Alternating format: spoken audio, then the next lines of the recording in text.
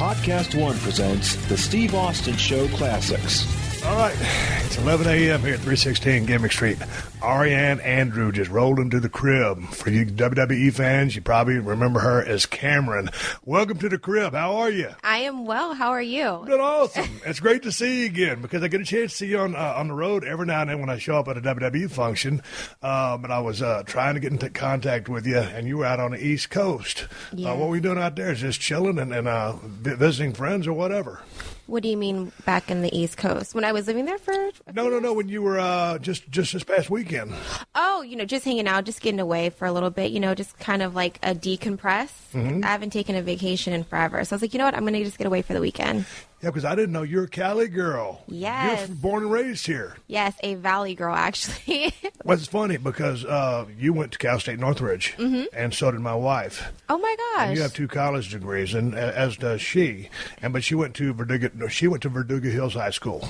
Oh, okay, so she's from California as well then. Right. Born and Okay. raised. And I guess that'd make her a Valley girl, too. Exactly. I guess so, yeah. Hey, so let's go back to some of your younger days before we jump into the current day scene and what you're doing, what's just transpired with WWE and all that.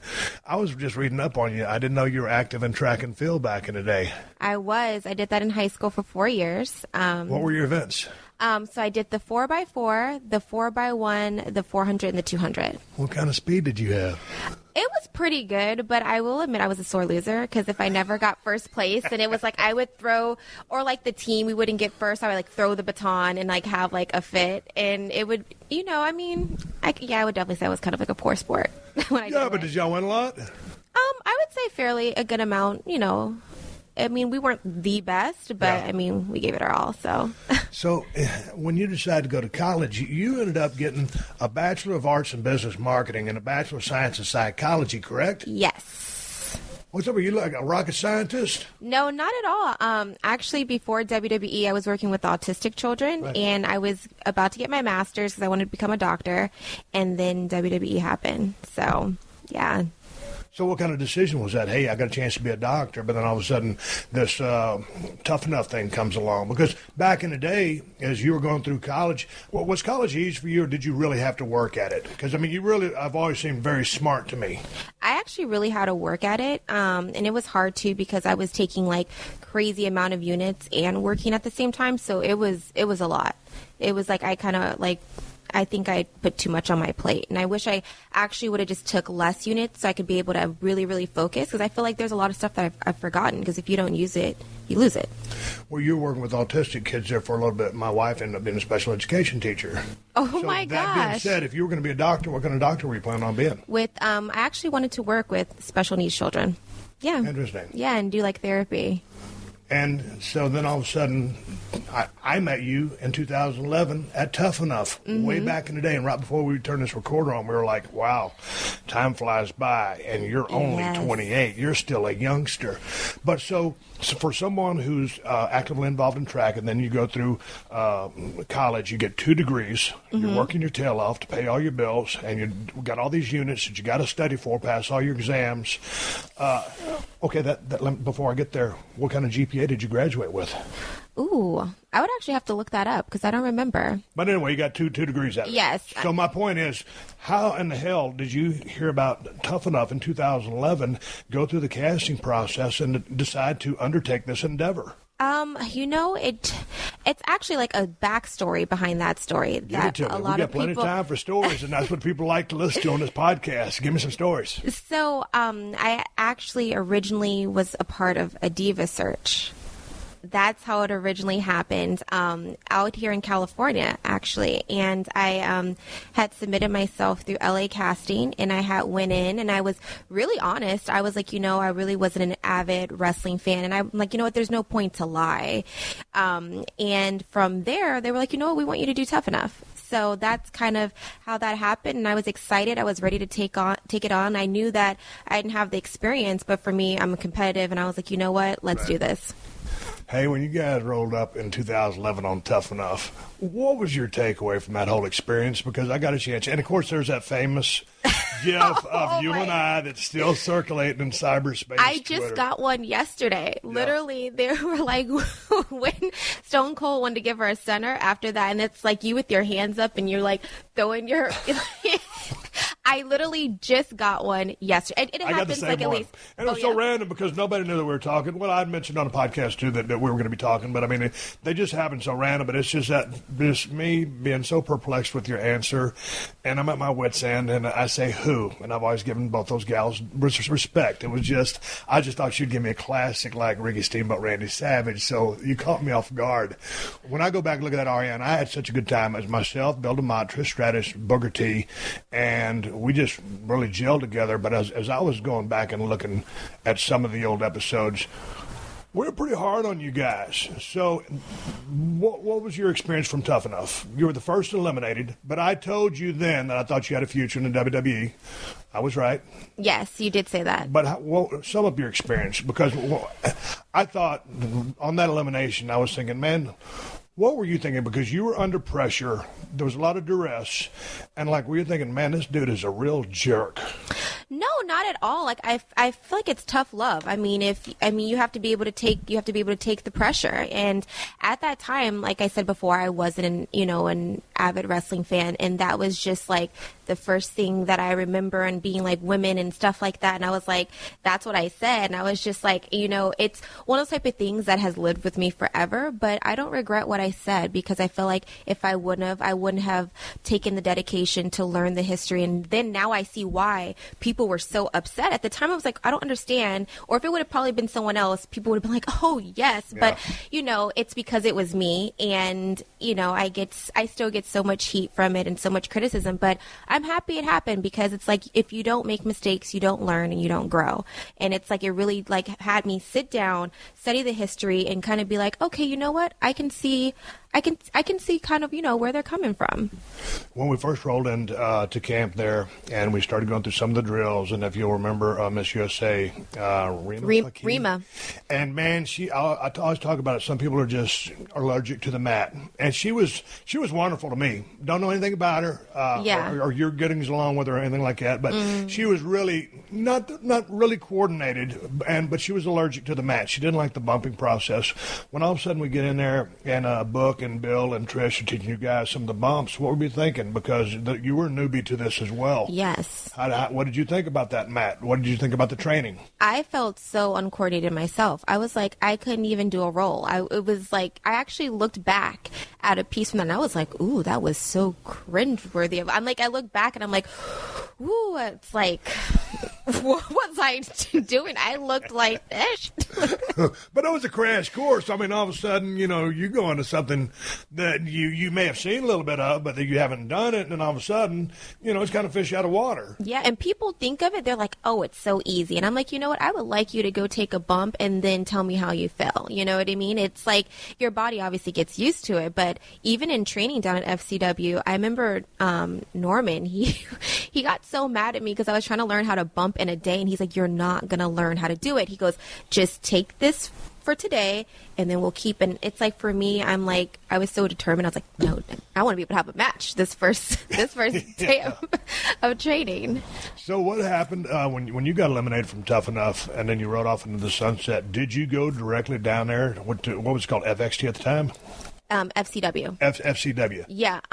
So it was a little bit of time. Then I had actually moved my stuff there, and I was there for maybe 3 months before actually starting, just because, the show was still going on. So there was no way to, so yeah. Then I started, and I had so much heat. Oh my gosh.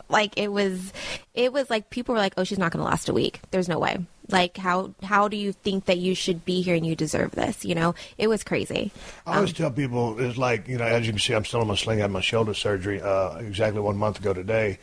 And it's like, man, at the end of a run, you can think whatever you want about the business, but it will chew you up and spit you out. Yeah. I mean, although you're enjoying it, just on the backside, and this was just an injury that was just from the stuff I'd banged up and kind of done on my own. But you ended up in the business after you left Tough Enough for, 5-6 years in the WWE? I was there 5 years, 4 years on the main roster. Yeah, because my fourth year anniversary was in January, so a total of 5 years. Okay, so at only 28 years of age, I mean, you're still very, very young. But how do you feel on the backside of what you've been through? Body feel good? I mean, you look like $1 million. Oh, thank you. I always used to say, like, I feel like my body was, because I feel like I'm a little bit smaller than some of the girls, and I've always kind of felt that, like, little things would just, like, hurt. Like, even now I'm like, I see myself, like, cracking my back, or like, I feel like I have really weak knees, and I don't know if that's true from running track in cross country, but I mean, I'm so blessed to have only walked away with getting stitches one time. So it's like, I can't really say that, I mean, I know you've like your neck, you know what I mean? So it's like, I will say I'm definitely blessed. Do you feel like your 5 years in business and through your experience in Tough Enough has made you a tougher person physically and mentally? Oh, yeah, of course. I feel like I've grown so much. I feel like I'm more humble now than I was before I got into the business. Were you not humble before you got into the business? I mean, not to say that I wasn't humble, but I think that I will say that I felt myself a little bit, and I thought, like, I'm just, and I feel like, now that I feel like I've actually accomplished some things, which is the opposite for most people. They start off humble and then forget where they come from, and then it's like, you don't even know who they are anymore. It's like they're heads up their ass. I've seen 1 million people get on TV a couple times, and all of a sudden they think they're a big-ass superstar, and they get the big head, and I'm like, man, really? It doesn't last forever. And every now and then, I'll if it's a young cat, and I got a little hope for him, I'll pull him aside and say, hey, dude, you need to check that, because this ain't what it's about. You got a long ways to go before you. And first of all, you just never act like that to begin with. But right now, I said, you better just keep your nose to the grindstone and settle your ass down. Yeah. How did you like living on the road? Because I told everybody at Tough Enough, I said, it's going to be one thing to win this contest. It's going to be one thing just to go through the training. And although you were the first eliminated, I knew you would have a future in the business.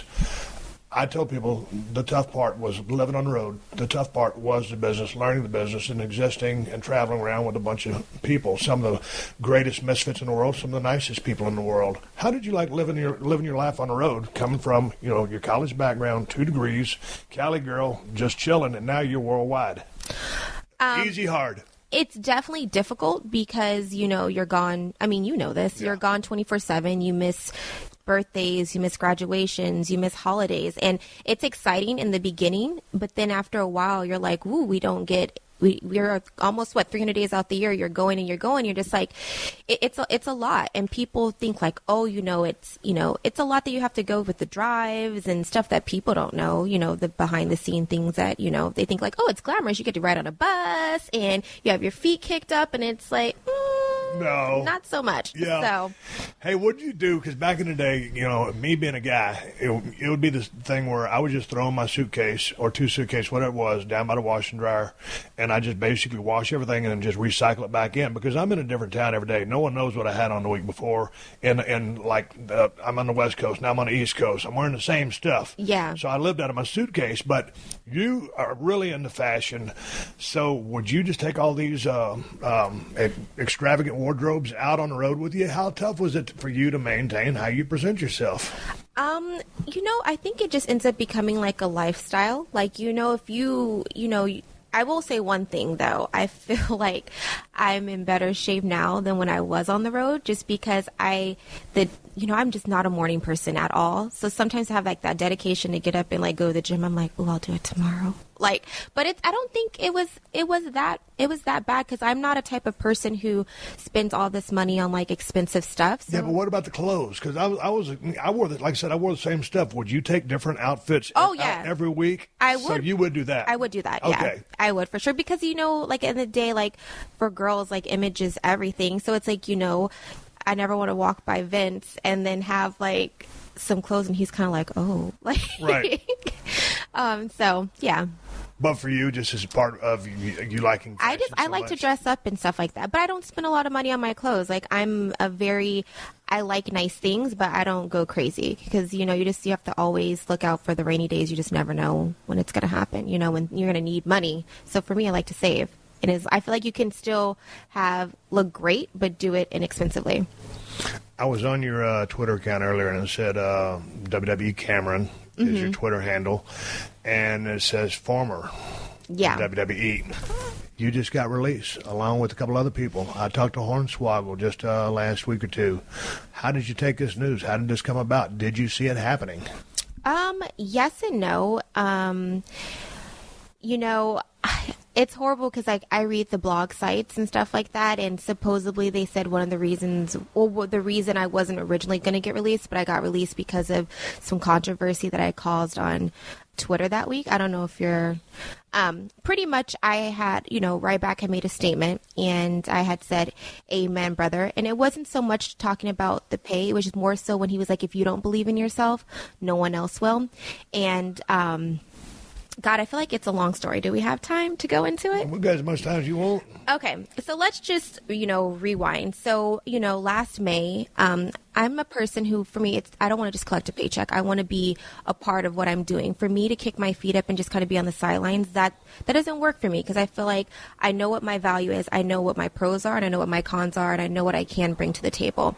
Am I the most athletic person in the world? Am I the best, wrestler? No, but I know that I have, charisma and I know what I'm great at. I know what I can do on the mic. And I don't think I'm horrible, but I think I'm not the best and I can be honest with myself. So I had decided to, step away and I was like, you know what, I'd rather not come here, waste you guys' money and why I can, go train and do all these things until you guys have something for me. So it was a decision that I decided to make knowing that there was a possibility that, the day could come for me to get released. But kind of like what Ryback said, if you don't believe in yourself, who else will? You know what I mean? So, I went back down to, NXT and that was an interesting situation. I felt like I was doing things, I was improving my craft, but I felt like I was still kind of getting the short end of the stick. And I feel like I can walk away saying that I know I did everything. I was pitching stories from gossip to being a valet, and I was getting frustrated too as well because I'm just like, I know that there's something here for me, but I'll be patient and I wait. And I didn't want to just come back and just do whatever. I would be like, you know what, I'd rather wait, and so, God, I actually get it's kind of emotional now kind of talking about it because it's like no one knows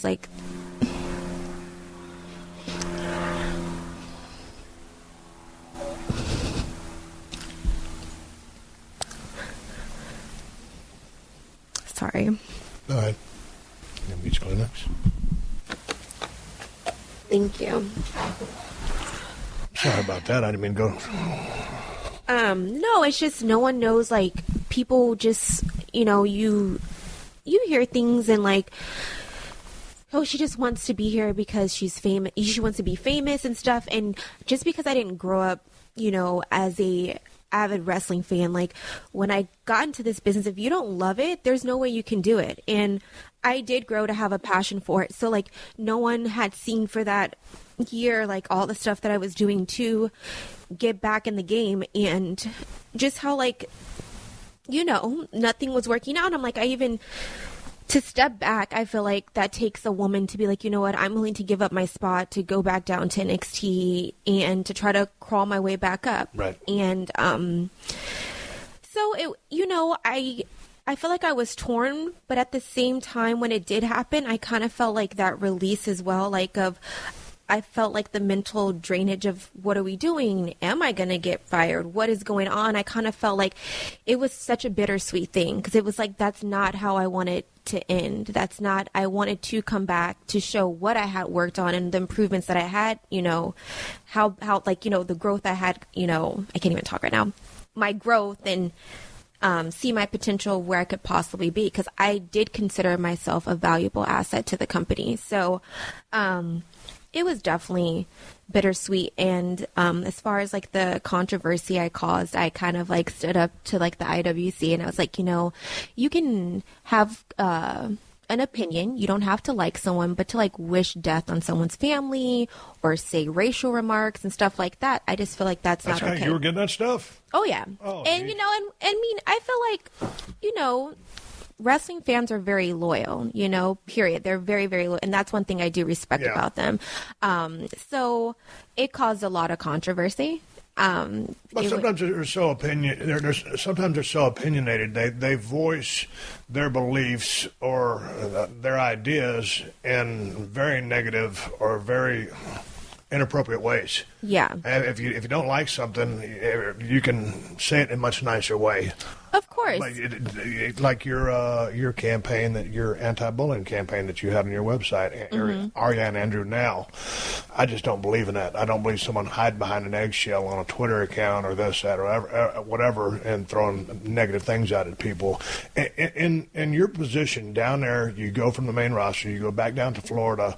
Who are you dealing with? Because in my career, I was fortunate enough at a time to come along, 20 years ago, whatever. And when I first came in the company, I knew that Vince McMahon was my boss, but I didn't have a relationship with him until one day they were going to start giving me a push because of an incident that happened at Madison Square Garden concerning Triple H, who was going to be the next guy to get the big push. So when I started getting pushed, my point is I started to form a relationship with Vince. And so from then on, he was my go-to guy, but we would speak directly with each other, and I got to know the man very well. So your shoes, and I know Triple H is almost head of all talent now, but was he the guy? Was he the person that you would deal with on a day-to-day basis regarding what you were trying to do, or did you have someone else, being a female? I spoke a lot with Mark Carrano, and there was a few times I talked to Hunter. And to rewind really fast, to go back to what I did with the Twitter, the whole point of me doing that was to create heat, because I was like, maybe this can start a new type of character. A heel character, to kind of rebrand myself from the whole girl bye. And that was my thoughts. Like, you know what? Just like when you started, you were the ringmaster. And then it was like, you were like, you know what? I'm going to do me, and I'm going to become Stone Cold Steve Austin. Sometimes you have to almost kind of like, if you're not getting something, you almost have to go and take it. I agree. And that's kind of what I was doing, but it all kind of backfired on me. But you had a very articulate, eloquent article. Did you write and post that on your Facebook page about when you left, and you basically told that story? Oh, yeah. That pretty much what I'm saying. How can people see that? Because I read it. I can't quote it word for word right now, but it was a very well-written article about what you're trying to do. How can people see that? It's on my Instagram, and I have the link where it says my thank you statement. Yeah. And what are you on Instagram? It's at Ariane Andrew. Yeah, so anybody that just heard what we were talking about, it's a really well-written article saying about what you're trying to do. Exactly, like my journey, what people didn't know, and obviously it's very, very lengthy. So if people don't read the whole thing, they don't know kind of like how I got from point A to point B, from deciding to step away and going back to NXT, and then what I was trying to do. I would definitely say it's worth the read for people to read it, because it's very detailed. You gave me a perspective of where you're coming from. Yeah. All right, so check it out. Ariane Andrew sitting right across from me, and we're talking about life at WWE. You're listening to another classic episode of The Steve Austin Show, only on PodcastOne.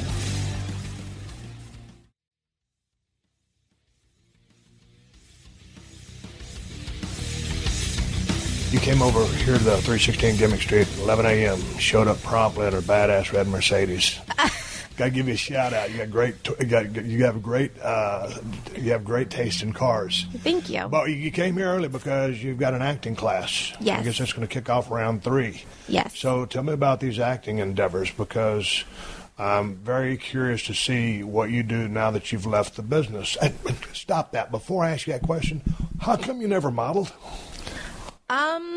If I had to do it by the book, I always say I went to school, and that I've always loved entertainment, always. Right. So, I've always loved it. I knew no matter what. But no one has ever reached out to you for a modeling gig, or say, hey, you'd be a great spokesman for this, or some kind of makeup or whatever mascara thing. You're a beautiful young lady. I just see you having the model type looks. I just don't know why that never happened. Is it something you never pursued? Well, before WWE, I consider myself a Jill of all trades. So I was kind of putting my hands in so many different things, because I feel like, you know what, you only live once, so why not do so many different things that you love to do? So it's I kind of dabbled into it, but then, WWE happened. You know how that just kind of takes your whole it takes all your time. It's, you're like, you have to eat it, you have to breathe it, you have to sleep it. So it's kind of hard to like do other things. So now tell me about you pursuing the acting career, because back in high school, you were part of the drama club. I was, and yes. So since you were a freshman, that was something that you always aspired to do? Like I said, I've always just loved entertainment, and I actually started taking, when I did have the time off, I was doing so many different things to help, for what I was hoping to come back to help enhance me. So I was taking the classes to just help with like promos, and in the classes like an improv class to be able to like be quick with my words and all that type of stuff. So it was something that I've always wanted to do, but I never had the time. Right, so when I had the time off, that was one of the things. I am like stumbling over my words today. What is going on? That was one of the things I decided to do. Tell me about this acting class. I mean, because we were texting back and forth trying to get the time set up, and you said, "Hey, man, sometimes this class lasts 5 hours." Yes. I dabbled in a few acting classes back when I first came to LA, and I didn't stick with them, obviously, and it just wasn't my cup of tea. But were they teaching you method, Stanislavski? What's the class? So it's pretty much the first hour is improv, and then it's like you can freeze it, and you tell a movie in that hour with how two people go up there and start it. And then after that, she gives her feedback, and then we do a scene study. So I have a scene partner, and then she gives us plays. So, we rehearse it, and then we end up doing, it's like sometimes like a 15-minute play where we just go up there and act like we're on stage and perform for the class and the teacher. How have you been with the improv stuff? Because it fascinates me, because in improv, and although I've never taken any kind of classes, I mean, basically, when you're having a conversation or a skit with someone, it's always yes and. You never shut someone down. You're spinning off what they got and back and forth. Exactly. How have you been with the improv stuff? I'm not going to lie. I thought I was like, I'm going to go in here and kill this. Oh my gosh. I get up there the first day and I felt like I was the ish. But it's definitely getting better, and I'm enjoying it. Like, it's kind of like the scary thing. I'm like, oh God, we have to start with improv. I love the scene study. Like, I feel like I kill that. So that's definitely something that I have to improve. The improv thing is, man, all of a sudden you think, hey man, I'm pretty good at this. And all of a sudden you have these savants in there. It's like playing tennis. Someone just throws a tennis ball, they just smack it back. It's like, wow, what happened? Yes. How can they be that quick? Scene study. Let's talk about that for a second, because I've done my share of low budget movies. I don't care to act anymore, so I don't. But back when I did my first few movies, for me, it was all about, hey man, all you got to do is just, okay, I'm Jack Conrad in The Condemned, which I never really wrote a bio for that character. And so all I thought was, know your lines, just know your lines. And I thought I had to say the lines exactly the way they're written. But in scene study, and because a lot of people don't realize, or many people do, that almost The Revenant, I just watched The Revenant, was shot in sequence. That happens very rarely.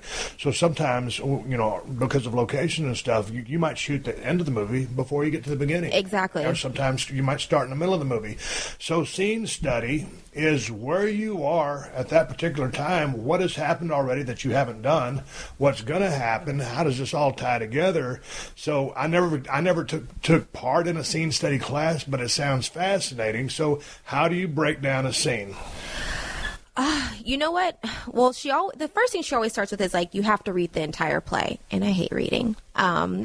See, I can't read because I got ADD. You hate reading? I do, and that's what I feel like. I do have ADD because I feel like I'll start reading, and I'm like, oh, well, let me go get some fruit, and then somehow. Or do you do this? You're reading, but all of a sudden you're daydreaming. So it's like you might have flipped 5 pages. Like, I don't know what I just read. Exactly. Oh, that is so true. That is so true. It's like, oh, I got to go back and read those 5 pages because I don't even remember what I just read. So, but break down a scene for me. Because... I mean, I feel like it's pretty simple. So, I mean, she gives us like a script from the play. We have to read the whole play, which I'm going to just say it now. I haven't, for the scenes I've done, I haven't read the plays. And I don't lie. I'm like, I just haven't done it. One time I did lie, though. I'm not going to lie. One time I did lie. I'm not going to lie. And then pretty much it's like we do the cold read first, and, to get a feel. And it's like, she's like, it's not acting. It's just you literally are going to do this as a cold read, which is very interesting. No performance, just reading. No performance. But you end up still having kind of a performance because you're not just reading it like, right. Monotone. Exactly. And then from there, she'll give you the critiques and tell you this is, lay it on you, the pros and the cons. And then you meet with the scene partner, and then we go over it, and we do like a breakdown. So like, we're going to do this page. She gives us the feedback. We add a little bit more, and then just keep adding to it, and then getting her critiques and fixing or keeping what she likes and what she doesn't like. So how long is this going to last? I mean, is this something that's just ongoing? Here's the thing. A couple of years ago, I filmed a little episode of a series on TV called Chuck, and all of the actors on that show are very talented. And one young lady and I were talking. I think she was 33 at the time, and she's already in the actor's studio, like, for awesome actors. And it was between takes. I'm an ex-pro wrestler, right? And so she goes, well, who are you studying with? And I'm like, well, what do you mean? She goes, you're not actively engaged in taking classes? And I'm like, no. I said, you?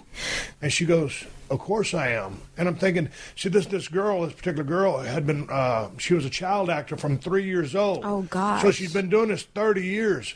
And now, once a week or 3 times a week, whatever it is, she still studies with her group because she goes, it's a muscle. She goes, you go to the gym every day, right? And I said, yeah. And it was a great point for me to learn. That's why I still do this. I mean, she was at the upper echelons of acting, and she's on all kinds of stuff. I can't remember her name. But there's so much that goes into it. And I was like, it's a little bit more work than I really wanted to do. Had I been 24 back in the day or 22 and had my design set on, hey, I want to be an actor, yeah, I would have eat, slept, and breathed it just like I did my pro wrestling career. Exactly. Ate, slept, and breathed it. But after you get hit in the head with steel chairs for 15 years and travel all over the road, all over the world, it's kind of like a little bit different perspective. Totally. So if I can do it as a hobby or a pastime, it's cool. But for me to try to go and be Daniel Day-Lewis or Leo DiCaprio ain't happening. So what are you back to you? What are you looking to do with your acting career? And have you gone out and done auditions yet? So I feel like I've been torn because I almost feel like I'm still not done wrestling because I feel like I still have a point to prove because that's just... Oh, yeah, you still got the wrestling bug? It's just because I feel like I didn't have the opportunity to show like the stuff that I learned, and I feel like there's still people and the fans that do rock with me that still want to see like what my potential and what I was working for, and it's kind of like I'm so torn, but at the same time I feel like it's something too that I don't know if I just want to put in the past as well, because it's something that it's still so fresh, and it's like to have to think about all the memories and the things in the past year and everything that I went through. It's just kind of like one of those type of things. It's like when something happens, it's like, do you just put it in the past or do you embrace it? Okay, let's go back to the wrestling thing then. You got the call that day, you got the FedEx, you got the email. How did you get the word that you were released? I don't use the F word, fired, because released, right? I was fired. I'm just kidding. Okay, they dropped the bomb on you. What'd you do? Did you think, this is a tough pill to swallow? What was your immediate reaction? Stunned? So I was reading the blogs, and they were like, they're doing releases tomorrow. So I went out that night, and then I woke up early, and I kept looking at my phone. Because I'm like, I wonder if I'm going to be a part of those releases. How did IWC or the blogs know that the WWE was going to do releases the next day to begin with? I have no idea. Okay, please continue. So, maybe there's a little insider. I don't know. I mean, they sometimes they're dead There's always an insider. It's a mole close to the source. Exactly. Yeah. Either they're dead on it or it's like completely. Yeah. Like, are you effing kidding me? This is not even true. So what happened? So I see a text from Mark Carano, and he's like, "Can you please call me?" I knew it right then and there. I knew it. I pick up the phone. I call him, and he's like, "You know what? Hey, we're going to release you from your contract." And he's like, "You know what?"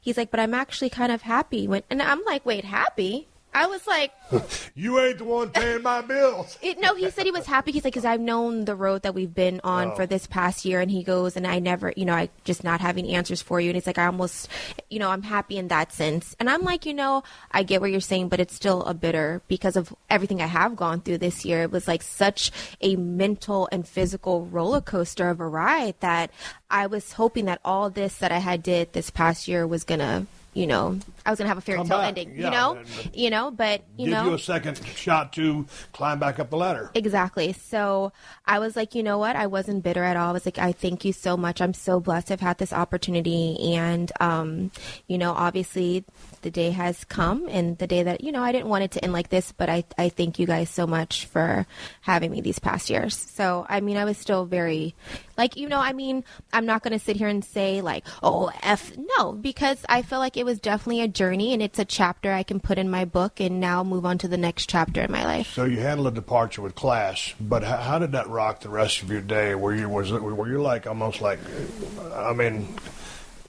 to me, that would be. I hate to use the word surreal because it's overused, but that's to me. It would take over your day. Like what else do you think of? See, I feel like this would have happened to me a year ago, I would have lost my mind, especially because my personality is so strong. But I felt like I had over that course of the year, and plus, I don't know. I feel like so many things have happened this 2016. So I'm going to be the first to say it here on your podcast. I was with my boyfriend, Vinny. We had broke up and he moved out. So that was one thing that had happened. I made a huge investment that I found out that was a scam. Have some family stuff going on. And then with work, it was just like one thing after another was just kind of like hitting the fan. I was just like, whoa. So like, I almost felt like when I got the news, it's like I was almost kind of numb, but I had to go meet with my videographer because he was putting my reel together. And literally it's like, I knew I still had to go on with my day. But, I took a little time. There was a few moments with texts I got that I had a few little breakdowns, but I was like, you know what? I can't let this put me I have to keep pushing forward. So I gave myself that Saturday to just kind of be lazy and do nothing. But then Monday came and I was, hitting the ground running. Hey, when I rode off into the sunset after my match with the great one, The Rock, at WrestleMania 19, and I had to, get out of the business. And it's for my health reasons. My neck was in a bad way, and so it's time for me to ride off the sunset. That was a tough pill to swallow. And it really took me, I always tell people, it took about 3 years to get over that. And so I just sat around in San Antonio and I did a lot of hunting, fishing, and drinking. I tell people about it after my story. Anyway, I come to grips with it. But so then I said, hey, man, I got to go do something else. And the point I'm trying to make is to ask you, because wrestling, because now there's so many more women in the business because it's not Divas anymore, but there's more women wrestlers than there's ever been. Yeah. But it's still a male-dominated business. So and back in the day, when I first got in, there was only a few women, that were in the ring, and you had some valets and stuff like that. But all the boys, the point I'm trying to make is when they get out of the business, they're still stuck in the business. So a lot of guys, because it's still in their blood, will just go down to independent level, and they'll pursue that for as long as they can, or they'll get on the appearance loop because they can, get a payday doing that. But very few return to a regular way of living. If I was to go back to the old job I had before, I got into the business, I was driving a forklift. But after you travel around the world for 15 years, you don't want to get back on that forklift. And with all due respect, I was manual labor, extraordinaire before I got into business. So, but now you, at 28 years of age, you still, what you're telling me, you still have wrestling in your blood.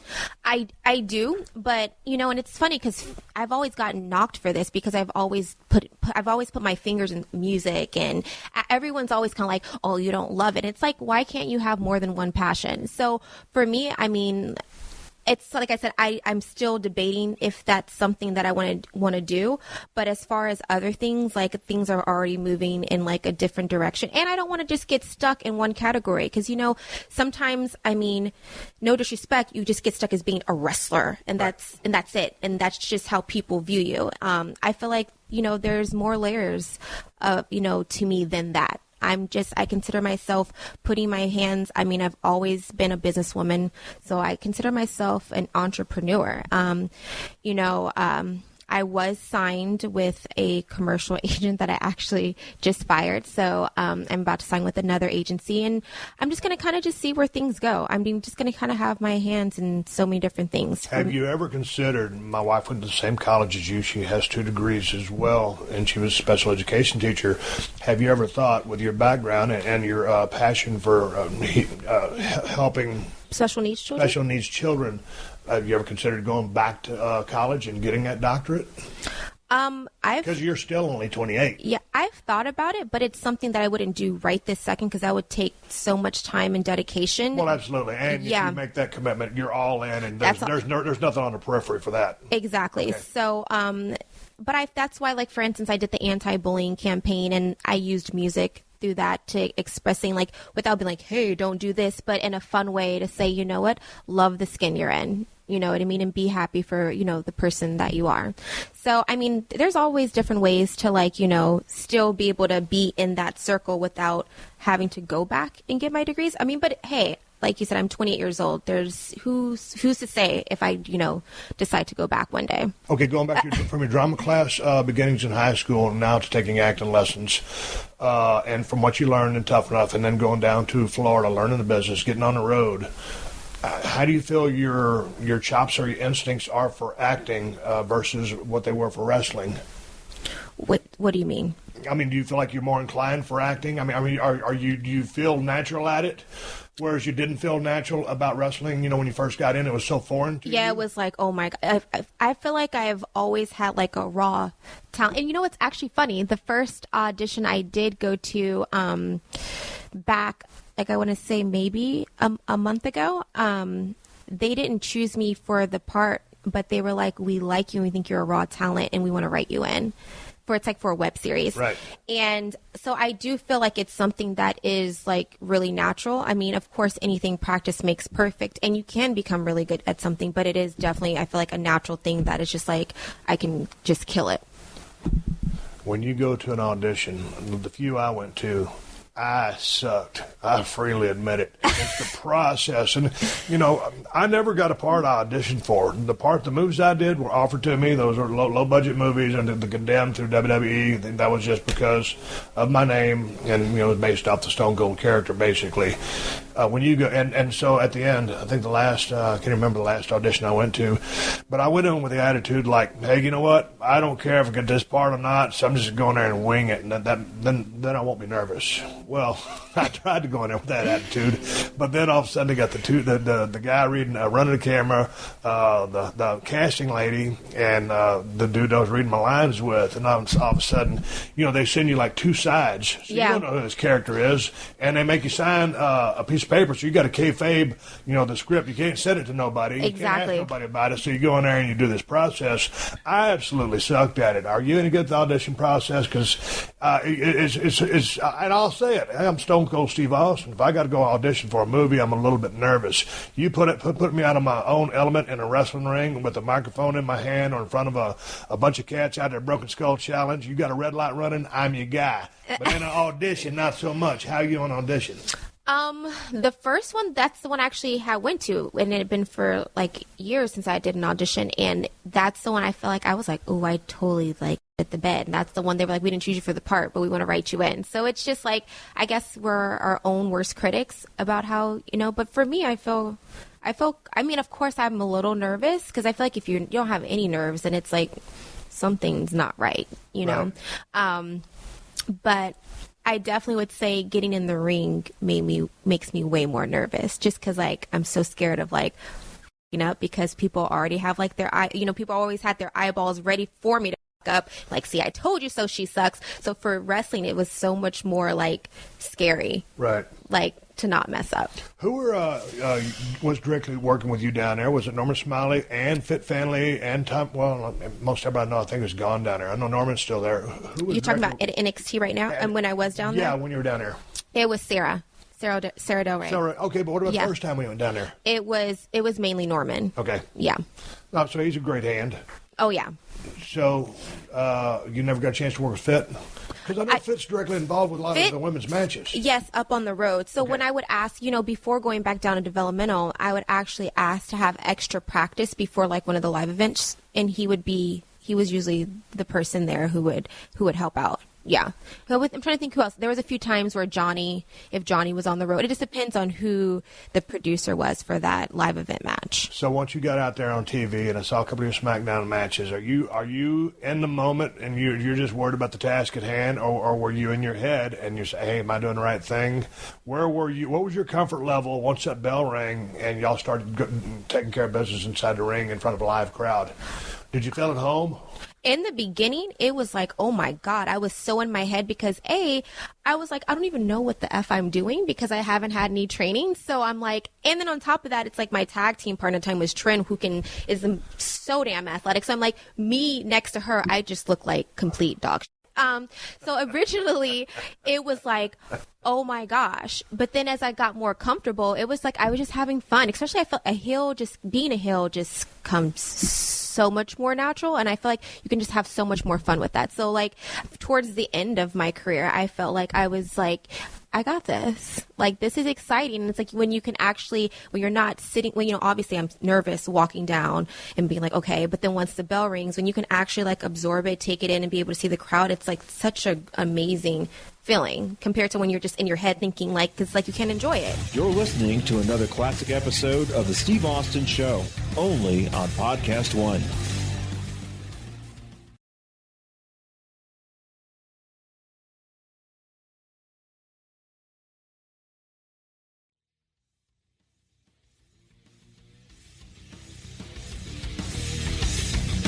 You also got a chance to be, part 2 seasons of Divas? 3 seasons. Total Divas? What's it called? 3 seasons of Total Divas, yes. Total Divas. That looks all glamorous because it's on television, and there's a bunch of nice stuff hanging around in all the backdrops and the settings, and you guys are doing cool things.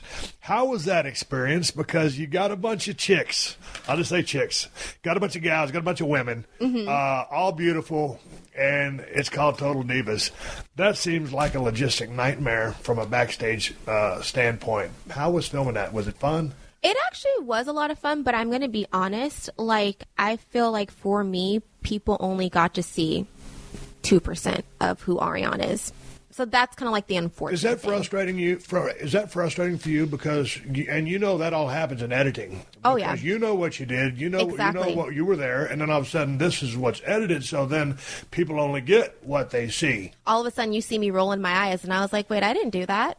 Someone says something. Well, you may have done it, but it wasn't all you did, and so it can be taken out of context. Exactly. You're like, oh, Ariane's a bitch. Exactly. Yeah. So it was definitely a fun experience. I was super excited originally about it because I was like, I get so much hate, and people just think camera. I'm like, this is going to be a nice time for people to see who Ariane is. Right. Fail. Well, why did they spin it? Did y'all have any kind of creative control in that process or not, or just like, hey, this is going to pop, or this is going to make this person be this character? I mean, yes, but yes and no, and that's, I'm going to be completely honest. That's why things kind of ended with that as well. They wanted me to do some things that I'm like, I just don't feel comfortable doing that. And at the end of the day, like, I still like to look at myself as a role model. And if it's fine, if we have to part ways because this is what you want, at the end of the day, like, I want more in my life than just a reality TV. And I don't want people looking at me in a certain way and just be like, that's how I'm going to be for the rest of my life. So if that means that I can't be a part of the show, I'm totally fine with that. So you would think that just based off what people saw on you and Total Divas, they think, oh, that's who she is. Yes. Because it's funny, when I came here, many years ago, if I went to a meeting and they thought they were meeting Steve Austin, but they thought they were meeting Stone Cold Steve Austin, the guy who's raising hell. He's mad. He doesn't have a sense of humor. He's probably drunk. He's the meanest guy here. He might kill us all. So it took me a while to break down that barrier and for people not to realize, hey man, that was actually a character I played on TV. So sometimes, it's funny when you do something, whether it's Total Divas or a character within WWE or whatever wrestling organization is, many people are unable to separate what they see on television from being the actual real thing. Exactly. It's so true. People are like, that's Cameron. You're just a complete bitch. Now, can I be like a little bit, of a little BI sometimes? Yeah, but that's not me 24/7. You know what I mean? Like, you have to really do something to piss me off. I mean, and everyone has like a little bit of a moment where they get mad. I mean, that's absolutely. You'd be lying if you I certainly had my moments. You know, so it's one of those type of things. But I feel like maybe now with me starting my new chapter, people can actually see who Ariane is. So what do you do for kicks? What do you do for your hobbies, your pastimes? Because you got to do something now to occupy your time. Now that you're not on the road as much as you were, what are you passionate about? Or what do you do in your free time when you're not working, when you're not pursuing your acting career? You know what? It's funny. I actually feel like I'm a workaholic. I feel like that's really all I do. And it's like I don't give myself time to even really take a break. I mean, I'll go out with my friends. We'll go out and have some drinks. But for the most part, it's like this is grinding time because it's like I still only feel like I have a short window to now move on to the next chapter and make things happen for myself. So a short window because you're in an entertainment industry. Exactly. And time is now. Exactly. Because, I mean, all of a sudden you can be, I mean, I'm sure you'll still look fantastic at 34, but when you get 34, all of a sudden, I mean, you're kind of like, oh, she's too old now. Chronologically, you're 34, you look like $1 million, but in their mind, it's like, no, got to go to the younger generation. Have you ever felt that? Yeah. I mean, but no matter. Don't you think there's a clock is ticking? It's like, okay, the window is here. You got to make it before the window closes. Oh, I mean, of course, with anything, just like with WWE, there's going to be someone who's going to be hotter than you, smarter than you, pretty. That's life. Like, and I'm okay with that because I know that, my little time of window is here. But like I said, I've always been a businesswoman and I've made investments and stuff that I know, like, if this doesn't work out, I have so many other things that can, happen and that I'm like set, if that makes sense. Possible you could go back to WWE if they gave you a call? I feel like I would, just because I feel like I have something to prove. If another wrestling organization contacted you, would you consider doing something with them? Because you go over the major leagues and everything else is on a smaller scale. I'm sorry, but that's just the honest truth of it. Okay, so then you kind of took the words. Because I'm like, how do I say this without getting criticized? I'm like, WWE is the be all of all. It's the big leagues. It's the bad daddy, the big daddy. Yeah. And so for me, it's always about progression and growing and, about kind of, I don't want to say, I don't want this to come off bad. Regressing, I guess you can say. And so no disrespect to any of the other independents or any of the other, TN and all those. It is. It's just, you know what I mean? So it's like, for me, that's also too why I'm torn about wrestling. Every now and then again, though, I think I may, just do it for fun or something. I don't know. But, and that's why I feel like I'm torn as well, just because I feel like I look at myself and I value myself at a certain level and I want people to, I want to keep it that way, if that makes sense. Does that make sense? Yeah, it makes sense. Where are you at here in L.A.? Because I know you out there in the Valley. Yes. You in Hollywood now? I'm in North Hollywood. How you like it out there? My mom calls it the fake valley because I'm originally from Granada Hills and North Hollywood is still considered the valley because I like the valley. But she's like, no, it's not because it's the fake valley because it's like right close to LA. I love it.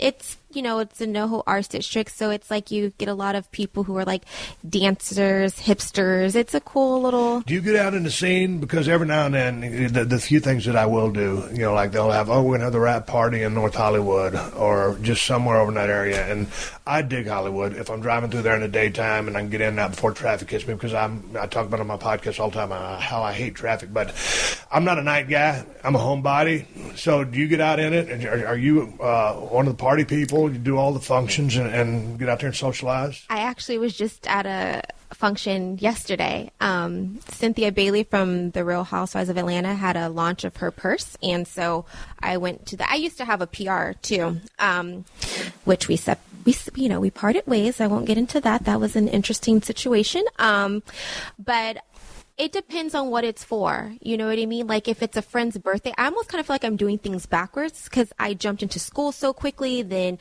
my career happened that I really didn't do the partying. I feel like now I'm doing it backwards and I've been like going out and actually partying and living. And it's been great because I feel like I didn't get that. So it's like I'm doing everything a little bit backwards. Hey, how's your bullshit detector, because out here in Hollywood and going into the acting thing, with everything you've learned in WWE, being around the business, I feel like the wrestling business is just a parallel of the movie business. Totally. Entertainment in general, but the movie business, the movie business is a much greater level.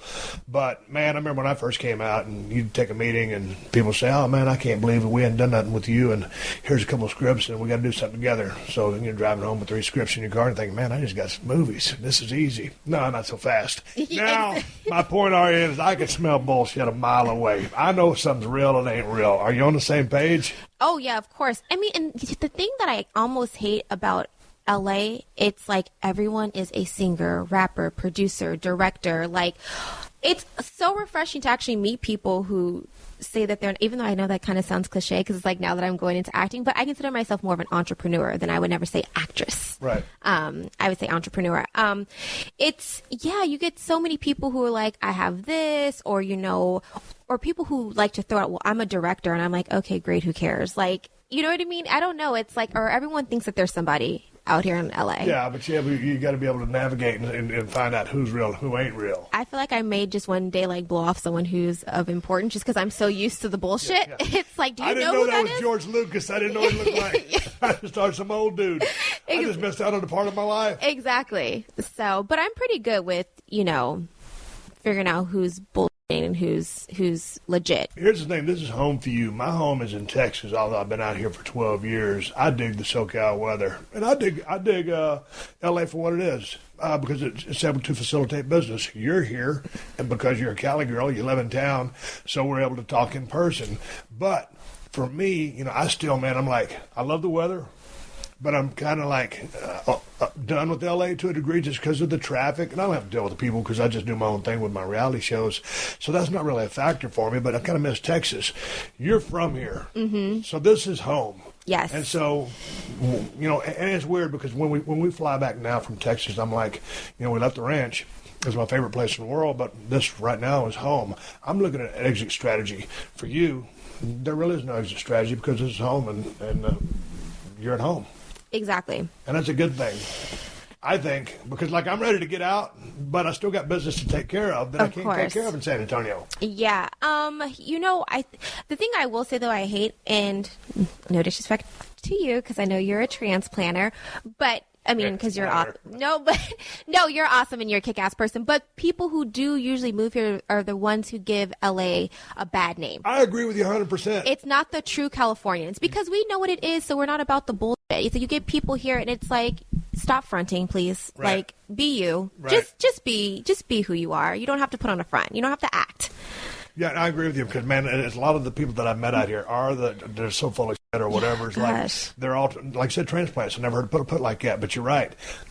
Most of the people that are there's some hippies here, but I'm talking about they're real. Exactly. Yeah, and there's other people come in and it's like, so people think California's full of crazy people. Yeah, there's a fair share of them out here, but they come from other places. Exactly. So it's actually rare to even meet anybody in California. Like, I mean, all my friends, though, from, like, high school and stuff are from here. But, like, out and about, I don't. Are they still out in the valley? Or do you, like, my wife has friends that from 30-plus years ago. Do you have a whole bunch of friends from high school? Like, I'm kind of a loner. All my friends hate me. I mean, they love me, but they hate me because I rarely return phone calls. I'm bad at texting back. I'm bad at returning emails. Do you have a lot of your friends that you grew up with that you're still close with because you spent 5-6 years on the road with WWE and you were gone? Yeah, all my friends are still from high school and college, which is kind of almost like an amazing thing, but bad thing because I am kind of I don't want to say an antisocial, but it's very hard for me to let people in. So it's like, and to trust people because it's a cruel world, and you know, things I've experienced and girls and stuff. It's just kind of like who'll stab you in the back. I'm very like, I would kind of say a little antisocial-ish a little bit when it comes to meeting like new people. Hey, what about the locker room over there with respect to male talent and female talent that you were traveling up and down the road with, and all of a sudden you get the word you've been released, a.k.a. fired. Did you get an outpouring of texts? Did your girls call you and say, hey, man, we heard the news, we're sorry? Or do you keep in touch with them? Were you close with any of the talent? you know what? And that's probably one of the reasons why I'm kind of like an outcaster a little bit, because I just always used to kind of like stay to myself, just because I don't like, it's just so weird for me to see someone be like, that's my best friend. And it's like, oh, stupid bitch. And saying all, like, airing all their dirty laundry. I'm just like, wait, that. So for me, it's like, to see that, I'm like, ooh, like, Trin and Eva are, you know, the girls that I were like really close and still really good friends with. Right. Those are like my girls. But I did get, there's a few people who I didn't hear from, which one in particular, I actually expected, they actually wanted me to get fired, and stated it. So they were probably, it was like Christmas Day for them. They're like, yes, that bitch is fired. No, I know that sounds horrible. And right. I mean, to like wish someone's job is gone, it's like, that's an evil person that says what their character is. But, you know, I was just, there was one person in particular I was a little disappointed. Like I never heard anything from them, but you know, it is what it is. Well, you know, and you know, on that note, you know, I've had a ton of friends backstage when I was around, but when I had to ride off in the sunset, you know, and this is not in the modern technology, guys, but we had cell phones, for God's sake. It wasn't like I got, you know, a million text messages, hey man, sorry about your neck, we'll catch you down the road, nothing like that. So it's a very competitive business. Yeah. It'd be like, you know, a guy or gal in the ring, and all of a sudden, you know, they might be ahead of you on the ladder, and maybe main event, and all of a sudden, you know, they go down, or I would go down, and well, hey man, that's just an opportunity for the next guy. Yeah. Same thing. It's just a very competitive industry. God dang, what was I going to ask you? I just had on the tip of my tongue. Oh, what would you say would be your most proudest moment of your WWE career?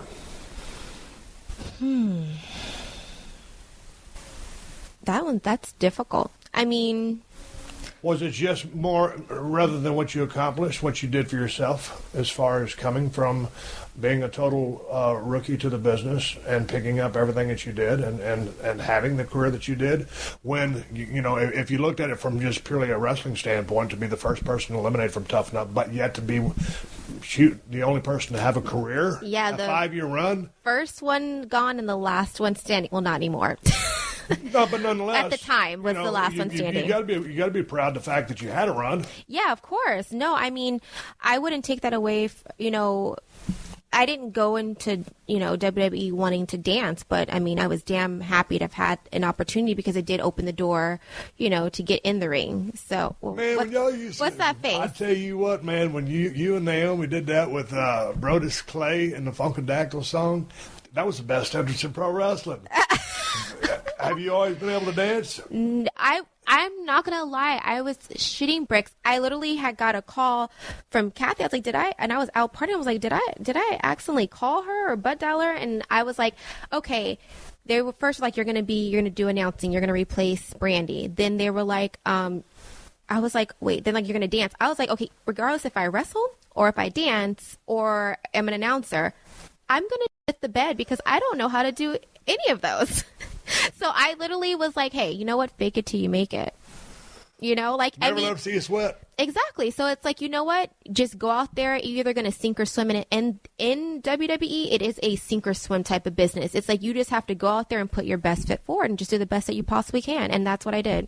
So all of a sudden you get the call, and you're going to be one of the Funkadactyl dancers. How'd you handle that? Hey man, well, I came here to wrestle, not dance. Well, I mean, like I said, I didn't know what I was doing. No one could tell me. At first, I'm like, there's like, oh, you're going to maybe be dancing with Brodus. But then I have someone else telling me like, oh, you're going to be announcing. So I'm just like, what? You know? Right. I mean, it's something that I didn't come in to do, but it was an amazing opportunity. And I feel like I was very blessed, because it's like, just because you may not start doing something that you want doesn't mean you won't eventually get to your ultimate goal. And I feel like it was just a door. It was baby steps. And I'm kind of happy it did happen, because if I had to go out there and wrestle, that would have been even worse. Like, I feel like that would have been like, oh my God, that would have been, the struggle is real. Because the struggle was already real, and that would have just made it even more real.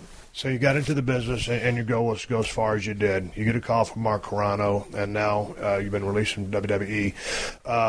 My goal back in the day, you know, when I was a kid, I always wanted to be a pro wrestler, because, you know, that's just, I grew up watching since I was 7 years old. Yeah. And then, you know, after that, I didn't know really what I was going to do, and I was sitting there thinking, man, you know, what's going What's going to replace the adrenaline rush, the testosterone, the craziness of the crowd, hanging out with the guys on the road, drinking whiskey in the lounge, and just that lifestyle. And then I ended up, and I'm having a blast now with my podcast, my reality shows, and all the stuff that I do now. So now, going on to this, turning this next page, how excited, or what's your mindset? Because for a male to get let go from the business, it took a guy named Paul Orndorff to let me know that, Steve, there is life after wrestling. You obviously know that, but do you think what you're pursuing now, just guessing because you haven't realized it yet, will be as fulfilling to you, or will fill the gap or the void that the WWE can no longer fill for you? That crowd, that fun, that adrenaline, the lifestyle. I look at it as what am I trying to say? Like transition or a cycle ending? I feel like nothing will ever be able to fill that void, because that's just a completely different world. I feel like it's one of those type of things that I will have to always just say those were some amazing memories, but there'll never be anything that's like the WWE, the fans, like they, just the way they make you feel and how loyal they are, and just the type of business it is. It's a sports entertainment. There will never be anything like that. You're right about that. You hit it right on the head. You know what I mean? But it doesn't mean that, the next chapter that I move to is going to suck. It's going to suck. You get what I'm saying? It's just, that was something that's amazing. Now it's time to do something else that's amazing, and just have that as like, it was an amazing memory. Now time to make even more memories, and now keep adding on to the next chapter of my book. So with this cycle ending for now, maybe it'll pick up again. But so how driven or motivated are you to find success in this next endeavor? Oh, I am beyond driven. That's just always been me. Like, look where I got to with WWE, with having no, experience and no background. Like, for me, and I like to say this too, like when I used to get so much hate, everyone's journey is different and how they get into the business. Some people, have wanted it their whole lives and never can achieve it, or how everyone's journey is different. But I feel like it's what you do with the journey once you're given it, and how you take it, and just take it and just run with it and put your heart, soul, your blood, your sweat, and your tears in it. You know what I mean? I got passionate about that, but then I forgot what I was going to say. Wait, what'd you? No, it was just you trying to achieve your next goal, or to, be successful in another endeavor. I feel like I definitely will. Like, I am such a driven person, and to me, no, or saying I can't do something just makes me push even harder. So I definitely know that the next chapter will be successful, and I'll just, keep adding on to the, chapters in my book. And, like you touched across the point there where, maybe you weren't like a crazy wrestling fan when you got into the business. I know there's a bunch of cats down there at the NXT, or some of the guys in the locker room who are just like real hard heads about, no, you got to be passionate about the business. You got to love the business to be successful. Hey, man, the fact of the matter is not everybody is. The fact of the matter is, a lot of these guys and gals that they're recruiting these days, just for these athletic backgrounds, the business is a means to an end. The business is a job. The fact that I loved it doesn't make me, it just means that it was a passion of mine. But if you're in it just to make a living, hey, study your ass off, learn the history of the business. It's not a strike against you. Yeah. Just because you come from a different background and all of a sudden you get an opportunity doesn't mean that you're a bad person. Oh, they don't love the business like I do. Piss on that. It's all about what you make of the opportunity, not whether you grew up being a lifelong fan of the damn business. Yeah, I just feel like it's what you. Yeah, if it's like if you just are there for the wrong reasons, then I can feel like you. Wait. Well, but what is the wrong reasons? If you're there just to get paid, and you put your heart and soul into it, you're still good because you got bills to pay. I guess that's true, but then it's like, why do something that you don't love doing? Yeah, just because people want a shot at the being on TV and the glory. And I would have never been able to do it if I didn't become to love it, because it's so much that goes into it. I just feel like if you don't love this, it's like it will be a miserable job for you. But you didn't love it when you started. Not when I started, no, right. But I grew to love it. Hey, speaking of, we got real philosophical there for a second. So tell me about this acting class. You fix to go over there, and are you going to do your scene study in your car before you go in there and do your homework? Yes, because this week has been so crazy. I haven't even had time to look over my script. So I'm going to have to You got to hammer that, because here's the thing. You know how competitive this town is. You live here, and you come from the entertainment business from WWE, but when you go into a restaurant, damn near everybody waiting tables is trying to get a crack at the acting gig. And I feel like you could potentially have an advantage because of your vast television exposure over the last 5 years to give you maybe a little bit of a boost. But as you know, man, if you don't put the work in, you're going to come upon hard times or get a lot of doors. Oh, wait, don't take it the wrong way. I do what I mean. I bust my ass I bust my butt. With studying, the dark side. We're good. With studying, but this week has just been so crazy with meetings and stuff that it's literally I haven't even had a time to pick up. And to me, coming here today was very important. I wanted to talk to you. I've been wanting to be on your podcast for 3 years now. We finally did it. I know we finally did it. Hey, is there anything that we didn't cover that you want to cover or address? I would actually... Are you going to ask me what my favorite match is now? Yeah. All right. What's your favorite match of all time? So I don't have just one. Okay, that's cool. I have a few. And it's so funny when you actually spoke about it earlier. With Ricky the Dragon Steamboat against Randy Savage, Macho Man, WrestleMania 3. That was a pretty damn good defining moment. I really like that match. That's one of my favorites. I also have, I would definitely say, well, I guess if it takes me this long to think about it, right? Well, because there's a few that I like. I definitely think it was a pretty kick-ass moment when you guys had, with you and Bret Hart, where at the submission match. That was a good match. Was that WrestleMania 13? WrestleMania 13 in Chicago, my favorite town to wrestle in. Yeah, where you passed out all that blood. You see the acting chops there, Ari? Why I'm not in a damn Oscar-nominated movie right now? Well, I'll tell you why I don't want to act. What else? Let me think, because I have a few. But I would definitely say I want to say Ricky the Dragon Steamboat first. That's like my I would say that's like the number one. And that's an outstanding selection. I can say that and not have to hold my hands up and wait. Who? Melina versus Alicia Fox? Hey, do you miss being on the road yet? No, not yet. You're gonna have a little bit of withdrawals, I think.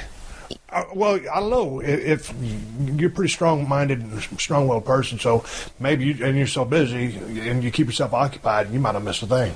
Well, for me, it's like I've been enjoying the time home because it's like now I'm able to go to like a friend's wedding and catch up with friends and spend time with family. Like I feel like, especially like right now with my brother, he's going through so much. I'm able to be here and kind of like be like a mentor towards him, to kind of get him back on the right track. So, I'm actually happy to be home, but I feel like, at some point I'll probably be like, but things have been so crazy lately, I haven't had time really to like think about it. That's cool, because I always consider like my time, like when I was on the road, man, I call it zombie mode, because you realize everything that's going on in life, but your number one mission is just to get out on the road, go to the towns, make the towns, come back home for a day and a half, and then you miss the road, so you get back on it, and all of a sudden 15 years flies by, like we talked in the beginning before we started rolling sound. 5 years flies by, and it's like, man, what happened? What just happened? Yeah. So it took me a while to turn back into a civilian. But then again, I didn't have that next thing to go ahead and jump into, which you already had first into the acting thing and everything else that you're doing.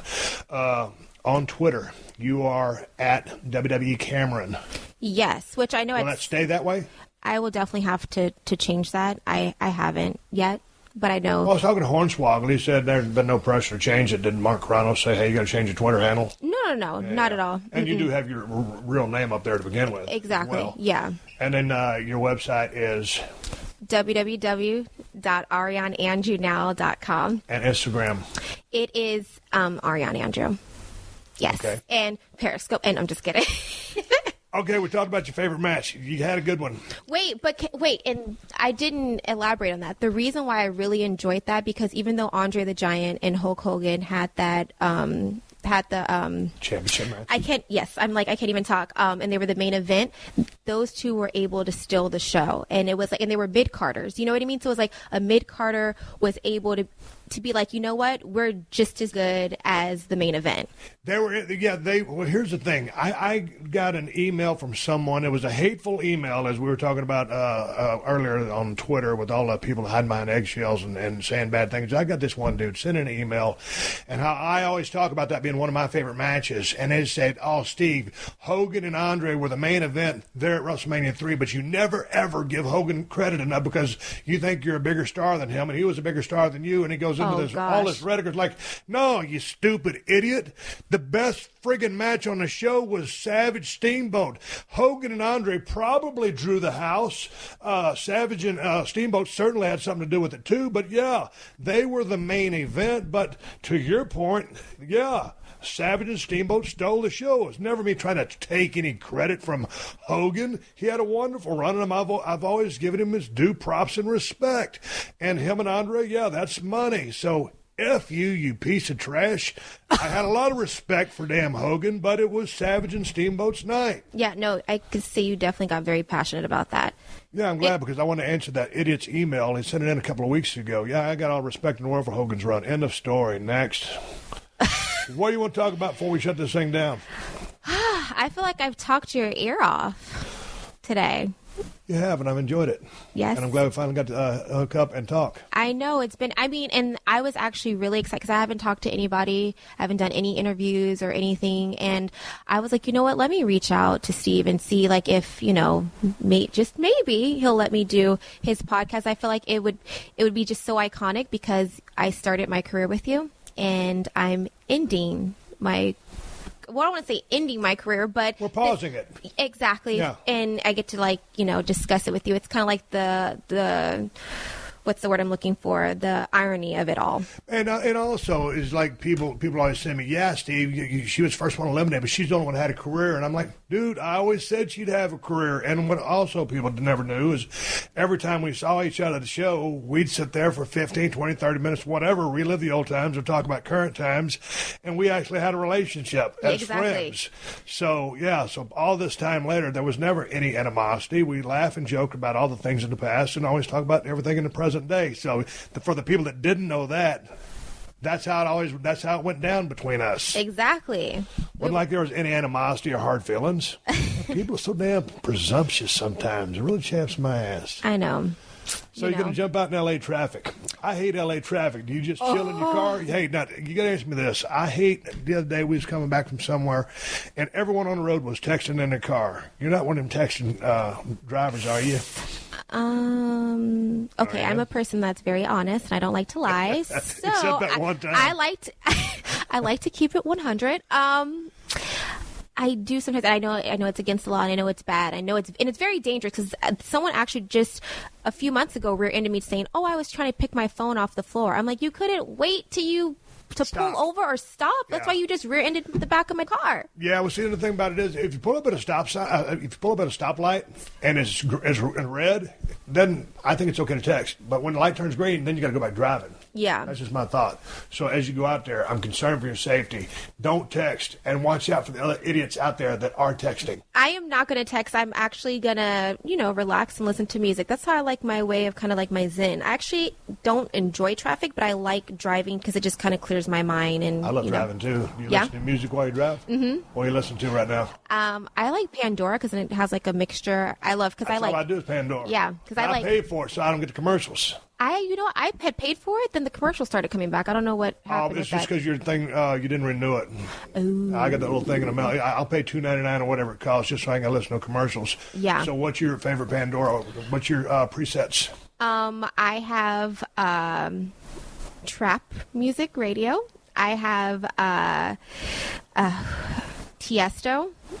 I have I like to go between those two. Tiesto, because then I get my like house music that I like and like different genres of music that come through that. Right. Then I have like my little more of the crump music, and then I get different. But sometimes like music that doesn't fall under that genre will come through. So Right. that's why I like those two stations. I'm still trapped in the 80s and 90s. I'm old school. Yeah.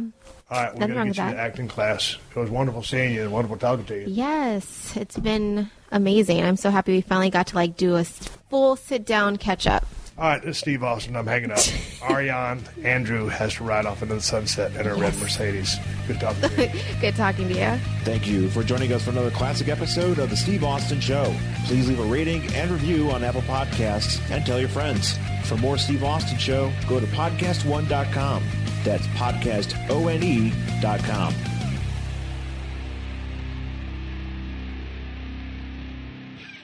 Sci-fi fans, this is your summer. Pluto TV's Summer of Cinema is bringing you a universe of free sci-fi movies. Discover new futures with The Matrix and World War Z. Host alien explorers with Arrival. Or beam up to Journey the Galaxy with Star Trek Beyond. The sun never sets in outer space. Or on streaming hundreds of free sci-fi movies when you download the Pluto TV app now. Pluto TV Summer of Cinema. Stream now. Pay never. What's up, guys? I'm Brendan Schaub. If you love everything mixed martial arts, I'm talking UFC breakdowns, UFC picks, one championship picks, Bellator, PFL, you name it, your boy breaks it all down. Tune into The Schaub Show, available every Monday wherever you listen to your podcasts. The Schaub Show. Enjoy.